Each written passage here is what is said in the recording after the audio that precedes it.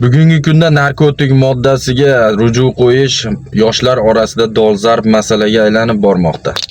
Bu holat ularning nafaqat sog'lig'iga, balki kelajagi, oilasi va jamiyat hayotiga ham zarar yetkazadi.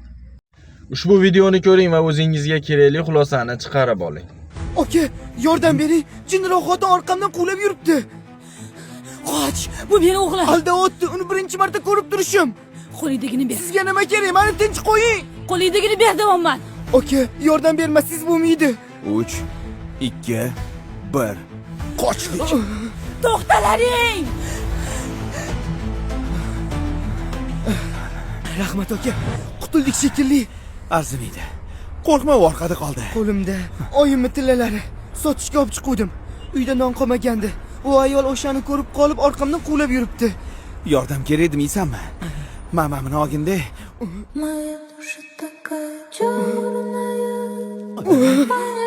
Ol oyog'ingni. Ol deyapman. Ol oyog'ingni. Ol deyapman, iltimos. Ol oyog'ingni. Jonim bolam, iltimos meni qiynamagin. Shuni chiqarganda uyi kuysan. Uyi kuysan. Eting narsami bersin? Nima qilasan buni? Deyapman, olib bermasang onammassan, olib ber. Oyi! Oyi! Oyi! Hey, oyimga nimadir bo'ldi. Endi 3 kundan keyin nima bo'lishini bilasanmi?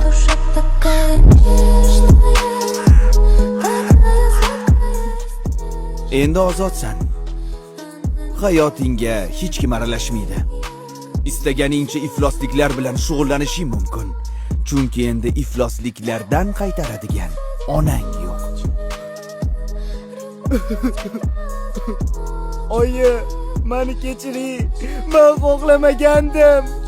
Agar yana hayotga qaytganingizda bu xatoni qilmasdim. Odamzod. Oyi!